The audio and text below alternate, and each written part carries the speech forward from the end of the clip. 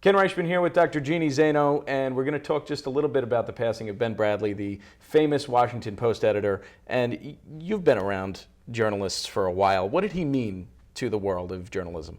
You know, he is somebody who just really changed the face of American journalism. If you think about it, he famously is the editor of the Washington Post, as he was the editor of the Washington Post, as you mentioned, and he, really pushed his reporters and he made the product better. And in that way, he really inserted himself and the Washington Post and newsrooms around the country like that into the politics of the nation, and most famously, obviously, in the Watergate case. And, he really was somebody devoted to, serving as the fourth branch of government, having the press, fulfill that duty. I think we often forget that the press is the only private entity mentioned in the U.S. Constitution, and it's there for a reason, because it's critical to democracy. And somebody like Ben Bradlee understood that, and he was devoted to it, and he made sure that the people he worked with and worked for, and the people who worked for him, understood that and lived that. And you saw that in the product that he produced. Right, and did he set the kind of standard when you look at presidential kind of scandals? You think about Monica Lewinsky and the way that was covered when that first was reported. Did he sort of set that standard? Yeah, it's interesting you mentioned, because Monica Lewinsky just out in the news, the last few days, talking about what she went through. And obviously what she's talking about is the fact that she was quote unquote cyberbullied, and really the first victim of online harassment and shaming is what she called it.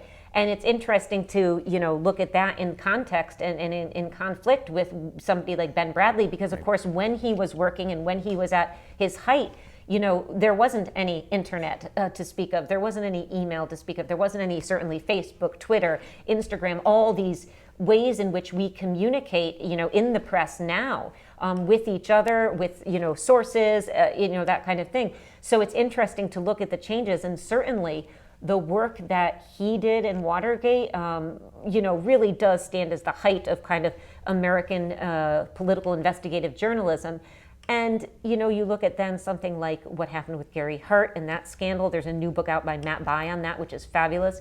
And then also, the Monica Lewinsky Clinton scandal. And you see a very different kind of American press. He almost made it possible for, American journalists to say, as much as we respect our leaders, we're still going to ask tough questions of them, and we're still going to look. I was just watching the Roosevelt documentary on PBS. There was a time when you would ask journalists not to photograph you, and they would abide by that. That changed with Watergate. So, so many of the changes like that we've seen, he was responsible for, whether intentionally or unintentionally. And it's, when you think about it, it's dramatic to think about how things have shifted, both technologically and also politically since then. Right, and you touched on it just a little bit. And really quickly, could you kind of mention how are we maybe losing a little bit of his care and a little bit of his pushing forward with the use of Twitter and Instagram and Facebook and things like that, which kind of put down the media and kind of don't give it the access and the kind of real, care that it used to get? Yeah, no, absolutely. I mean, I think unfortunately journalists are being asked to produce more and more and more. And when you ask people to do, 5 stories in a week, that's a lot of work. So what gets lost is the really care and the investigation that should go into somebody really delving into a topic and really being able to give their readers or their listeners or their viewers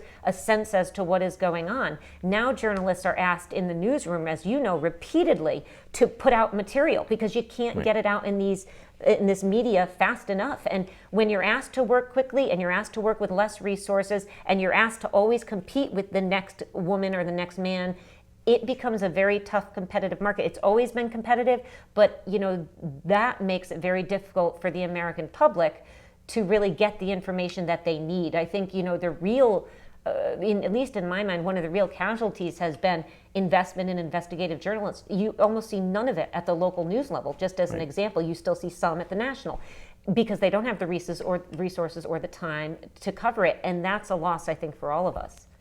All right. Well, once again, Ben Bradlee, renowned editor of the Washington Post, dead at 93. Dr. Jeanne Zaino, thanks for coming on today. Thank you. Ken Reischmann for North Avenue Nation.